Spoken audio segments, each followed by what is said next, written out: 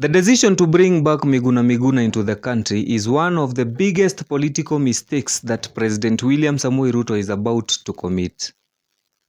I believe that by bringing back MIGUNA, President William Ruto is inviting problems into his life. For you to understand me, you have to ask yourself 3 major questions. 1. Who is MIGUNA? 2. What can MIGUNA do? 3. Why was MIGUNA deported from Kenya? Why is he living in Canada? I know these are questions that some of you have clear answers and understand the exact reason why I'm saying that MIGUNA is a threat to William Samoei Ruto, and he is not supposed to come when Ruto is a president and at the time William Ruto is taking over the presidency. Now, if you are a fan of politics, I believe this is one of the channels you need to subscribe to, and this is one of the videos you need to save for your future reference. If you're watching this video from a different platform, head on to YouTube, search for Kim Explains, and subscribe to that channel. To understand this, we have to go back to 2011. From 2007 to 2011, MIGUNA was working as the personal advisor to Raila Odinga. Now, Raila is one of the longest serving opposition leaders. Now, what do you understand by me saying that he was a personal advisor? Now, this is what you understand. That if he was the one advising Raila Odinga, then he can do better than what Raila Odinga is capable of. So when it comes to opposition, MIGUNA is not any less than Raila Odinga. In fact, he is more than Raila Odinga. Now, flash forward to 2017, when Raila Odinga was sworn in as the president, the people's president.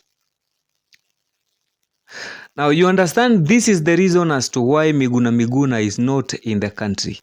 Now, the government will tell you that MIGUNA is not in the country because he committed a treason. Now, this is what the government implies, but in writing they say that MIGUNA is not a citizen of the Republic of Kenya. Now, you and me know better that MIGUNA was born in Kenya, brought up in Kenya, and he belongs to Kenya, and he has the right to be in the country. But now this takes me to the bottom line of why I'm saying that MIGUNA is more of a threat to William Samoei Ruto than anything else. It is MIGUNA, the self-declared Secretary General of the National Resistance Movement, that commissioned to Raila Odinga that oath. Now, it tells you that MIGUNA has this courage that Raila Odinga cannot gain, and neither of Raila Odinga's allies could gain. Even Raila Odinga, rumors say that he was not willing to go to that oath-taking. You are aware that MIGUNA has acted as a threat to the government even when he was not in the country, when he was in Toronto, Canada. That he has been a harsh critic of the government, and his words, all his words, have almost come to pass. So this is a man you cannot ignore. Now, combining issue 1 and issue 2, that 1, he was the PA to Raila Amolo Odinga, the longest serving opposition leader, and 2, he commissioned the oath that declared Raila Odinga the people's president. It tells you that MIGUNA has mastered the art of betrayal, and he has mastered the art of resistance, and he fears nobody.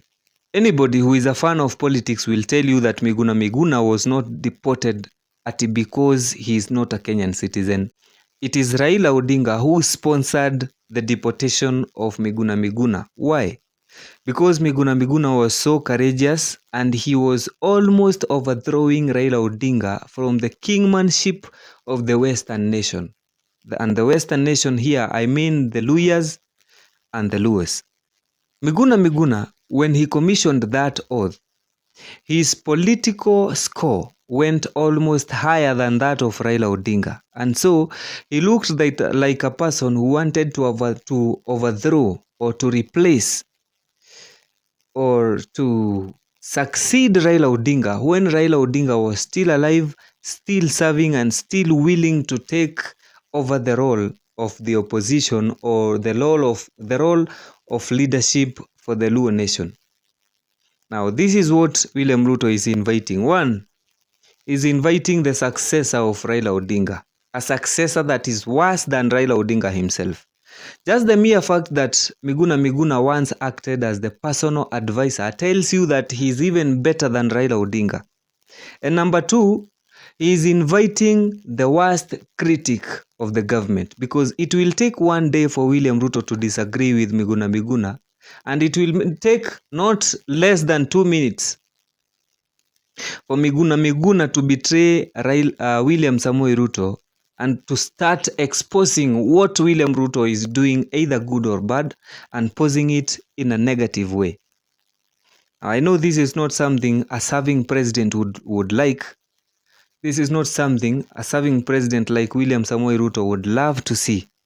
And this is something that would hurt a sitting president. If Miguna decides today that he wants to be president or he wants to be anyone, that courage and fearless heart of Miguna is likable by those who follow Raila Odinga. So in 2027, Miguna poses a threat. And for him to become relevant in 2027 is by criticizing the government that has been in the administration between 2022 and that then year. So for that to happen, Miguna as the successor of Raila Odinga, he has to start from today. He has to start from now criticizing the government and exposing the negatives of the government and posing the positives of the government as negatives to the people. That way, he will have clinched to the top of the politics of 2027 and nobody will stop Miguna.